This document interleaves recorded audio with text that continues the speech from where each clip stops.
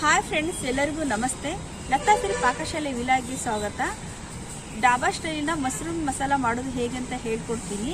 ಅದಕ್ಕಿಂತ ಮುಂಚೆ ನಮ್ಮ ಚಾನಲ್ ಯಾರೆಲ್ಲ ಫಸ್ಟ್ ನೋಡ್ತಾ ಇದ್ದೀರಾ, ನಮ್ಮ ಚಾನಲ್ನ ಮರ್ಯಾದೆ ಸಬ್ಸ್ಕ್ರೈಬ್ ಮಾಡ್ಕೊಳ್ಳಿ, ಪಕ್ಕದಲ್ಲಿರೋ ಬೆಲ್ಲೈಕನ್ನು ಒತ್ತಿ ನಾನು ಹಾಕಿರೋ ಎಲ್ಲ ವಿಡಿಯೋ ವಾಚ್ ಮಾಡಿ ಶೇರ್ ಮಾಡಿ.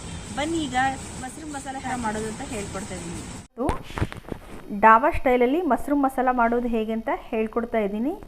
ಮೊದಲಿಗೆ ಮಸ್ರೂಮ್ ತಗೊಂಡಿದ್ದೀನಿ. ಇದಕ್ಕೆ ಬೇಕಾಗಿರೋ ಪದಾರ್ಥಗಳನ್ನು ನೋಡ್ಕೊಳ್ಳೋಣ. ಟೊಮೊಟೊ 3 ತಗೊಂಡಿದ್ದೀನಿ. ಮೇನ್ ಟೊಮೊಟೊ 3 ಬೇಕಾಗುತ್ತೆ. ಇದಕ್ಕೆ ಈರುಳ್ಳಿ ತಗೊಂಡಿದ್ದೀನಿ. 1 ಸ್ಪೂನು ಗೋಡಂಬಿ ತಗೊಂಡಿದ್ದೀನಿ. ಕ್ಯಾಶು, ಅರ್ಧ ಸ್ಪೂನ್ ಶುಂಠಿ, ಪುದೀನ, 2 ಹಸಿಮೆಣಸಿನ್ಕಾಯಿ, ಒಗ್ಗರಣೆಗೆ ಅರ್ಧ ಈರುಳ್ಳಿ, ಕೊತ್ತಂಬರಿ, ಸ್ವಲ್ಪ ಮೆಣಸು, ಸ್ವಲ್ಪ ಜೀರಿಗೆ, 2 ಲವಂಗ, 1 ಏಲಕ್ಕಿ, ಸ್ವಲ್ಪ ಚಕ್ಕೆ, ಸ್ವಲ್ಪ ಕಲ್ಲು ಹೂವು. ಇಷ್ಟು ಬೇಕಾಗುತ್ತೆ. ಇದಕ್ಕೆ ಬೆಳ್ಳುಳ್ಳಿ ಸ್ವಲ್ಪ, 1 ಕ್ಯಾಪ್ಸಿಕಮ್ ತಗೊಂಡಿದ್ದೀನಿ, ಕಟ್ ಮಾಡಿ ಇಟ್ಕೊಂಡಿದ್ದೀನಿ. ಇಷ್ಟು ಬೇಕಾಗುತ್ತೆ. ಇದಕ್ಕೆ ನೋಡ್ತಾ ಇರ್ಬೋದು ನೀವು. ಇಷ್ಟು 3 ಪದಾರ್ಥಗಳು ಬಿಟ್ಟು ಇದೆಲ್ಲ ನಾನು ಮಿಕ್ಸಿ ಮಾಡ್ಕೊಂಡು ಬರ್ತೀನಿ. ಇದು ಸ್ವಲ್ಪ 1 ಸ್ಪೂನ್ ಆಯಿಲ್ ಹಾಕಿಬಿಟ್ಟು ಸ್ವಲ್ಪ ಹುರ್ಕೊಂಡು ಬಿಡೋಣ.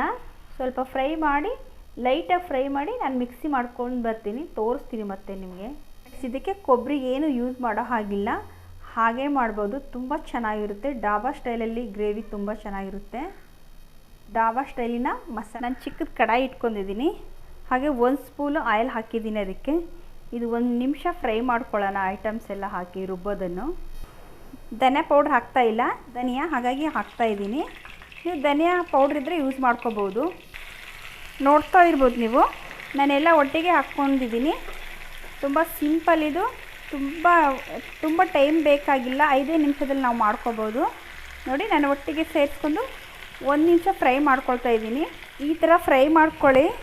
ಮಸ್ರೂಮ್ ಮಸಾಲ ತುಂಬ ಚೆನ್ನಾಗಿರುತ್ತೆ. ಜಾಸ್ತಿ ಹೊತ್ತು ಹುರ್ಕೋಬೇಡಿ. 1 ನಿಮಿಷ ನೀವು 1 ಸ್ಪೂನ್ ಆಯಿಲ್ ಹಾಕಿ ಹುರ್ಕೊಂಡ್ರೆ ಸಾಕು.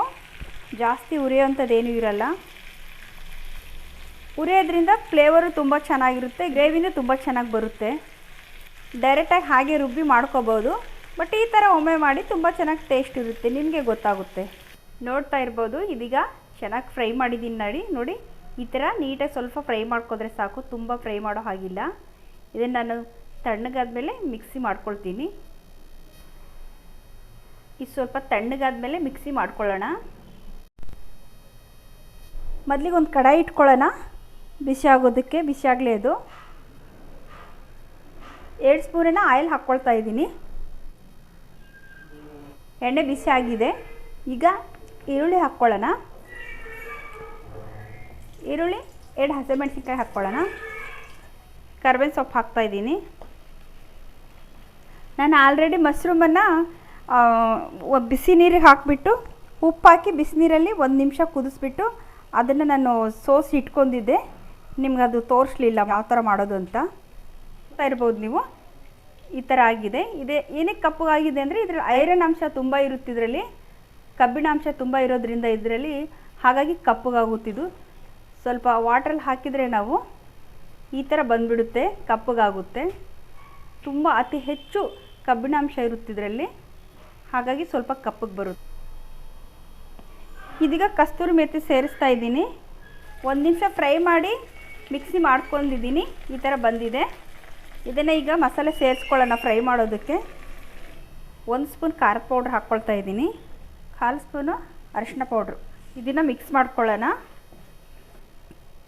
ಗ್ರೇವಿ ತುಂಬ ಚೆನ್ನಾಗಿರುತ್ತೆ ಫ್ರೆಂಡ್ಸ್. ಇದು ನೀವು ಪರೋಟ ಜೊತೆ, ಚಪಾತಿ ಜೊತೆ, ಪೂರಿ ಜೊತೆ, ನಾನ್ ರೋಟಿ ಜೊತೆ ಎಲ್ಲ ಜೊತೆನೂ ಚೆನ್ನಾಗಿರುತ್ತೆ. ಈ ಥರ ಒಮ್ಮೆ ಮಾಡ್ಕೊಳ್ಳಿ. ಡಾಬಾ ಸ್ಟೈಲಲ್ಲಿ ತುಂಬ ಚೆನ್ನಾಗಿರುತ್ತೆ. ಮಸ್ರೂಮ್ ಮಸಾಲ ಫ್ರೈ ಮಾಡ್ಕೊಳ್ಳೋಣ 1 ನಿಮಿಷ ಹಾಗೆ. ಇದೀಗ ನೋಡಿ ಫ್ರೆಂಡ್ಸ್, ಈಗ ತುಂಬ ಚೆನ್ನಾಗಿ ಸ್ವಲ್ಪ ನೀಟಾಗಿ ಆಯಿಲ್ ಬಿಟ್ಕೋಬೇಕು. ಇದನ್ನು ಸ್ವಲ್ಪ ಹಸಿ ವಾಸನೆ ಹೋಗೋವರೆಗೂ ಫ್ರೈ ಮಾಡ್ಕೋಬೇಕು ನಾವು. ಹೀಗೆ ಇದು ತುಂಬ ಟೈಮೇನು ಹಿಡಿಸೋದಿಲ್ಲ, ತುಂಬ ಬೇಗನೆ ಮಾಡ್ಕೋಬೋದು. Simple gravy. ಮಸಾಲೆನೂ ನಾವು ಜಾಸ್ತಿ ಹಾಕೋಷ್ಟಿಲ್ಲ, ತುಂಬ ಮೈಲ್ಡಾಗಿರುತ್ತೆ. ಸ್ವಲ್ಪ ಮಸಾಲೆ ಹಾಕಿರೋದ್ರಿಂದ ತುಂಬ ಮೈಲ್ಡಾಗಿರುತ್ತೆ. ಗ್ರೇವಿ ಅಂತೂ ತುಂಬ ಚೆನ್ನಾಗಿರುತ್ತೆ. ಈ ಥರ ಚೆನ್ನಾಗಿ ಸ್ವಲ್ಪ ಫ್ರೈ ಆಗಬೇಕು. ಮಸಾಲ ಚೆನ್ನಾಗಿ ಫ್ರೈ ಆದಮೇಲೆ ನೋಡಿ ಈ ಥರ ಆಗಿದೆ. ಇದಕ್ಕೆ ನಾನು ಈಗ ಮಶ್ರೂಮನ್ನು ಸೇರಿಸ್ಕೊಳ್ತಾ ಇದ್ದೀನಿ. ಫ್ರೈ ಮಾಡ್ಕೋಬೇಕು. ನಮ್ಗೆ ಚೆನ್ನಾಗಿ ಮಸಾಲ ನೀಟಾಗಿ ಆಯಿಲ್ನಲ್ಲಿ ಫ್ರೈ ಮಾಡಿ ಅದ್ರ ಮಸಾಲೆ ಸ್ಮೆಲ್ ವಾಸನೆ ನಾವು ಜಾಸ್ತಿ ಹೊತ್ತೇನು ಫ್ರೈ ಮಾಡ್ಕೊಳ್ಳೋಷ್ಟೇನಿರೋದಿಲ್ಲ. ನಾವು ಆಗಲೇ ಸ್ವಲ್ಪ ಲೈಟಾಗೆ ಮಸಾಲಾನ ರುಬ್ಕೊಂಡಿದ್ದೀವಿ. ಹಾಗಾಗಿ ಲೈಟಾಗಿ ಫ್ರೈ ಮಾಡಿದರೆ ಸಾಕು, ಅದ್ರ ಸ್ಮೆಲ್ ಹೋಗೋವರೆಗೂ.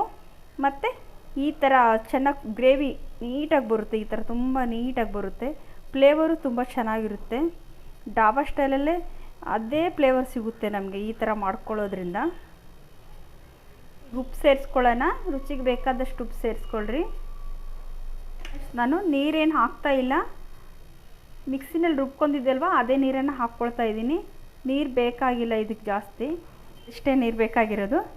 ತುಂಬ ಚೆನ್ನಾಗಿರುತ್ತೆ ಗ್ರೇವಿ. ಒಮ್ಮೆ ನೀವು ಹೀಗೆ ಟ್ರೈ ಮಾಡಿ, ಹೇಗೆ ಬಂದಿದೆ ಅಂತ ಕಾಮೆಂಟ್ ಮಾಡಿ ನನಗೆ.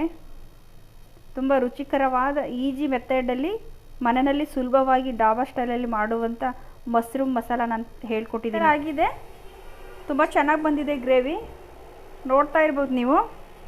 ಇದಕ್ಕೆ ನಾನು ಕ್ಯಾಪ್ಸಿಕಮನ್ನು ಕಟ್ ಮಾಡಿ ಇಟ್ಕೊಂಡಿದ್ದೆ, ಇದು ಸೇರಿಸ್ಕೊಳ್ತಾ ಇದ್ದೀನಿ. ಇದಾಗಿದೆ. ಈಗ ಕ್ಯಾಪ್ಸಿಕಮ್ ಇಲ್ಲ ಅಂದರೆ ಹಾಗೆ ಮಾಡ್ಕೊಳ್ಳಿ. ಕ್ಯಾಪ್ಸಿಕಮ್ ಆಪ್ಷನ್ ಇದು ಅಷ್ಟೇ, ಬೇಕಿದ್ರೆ ನೀವು ಹಾಕ್ಕೋಬೋದು.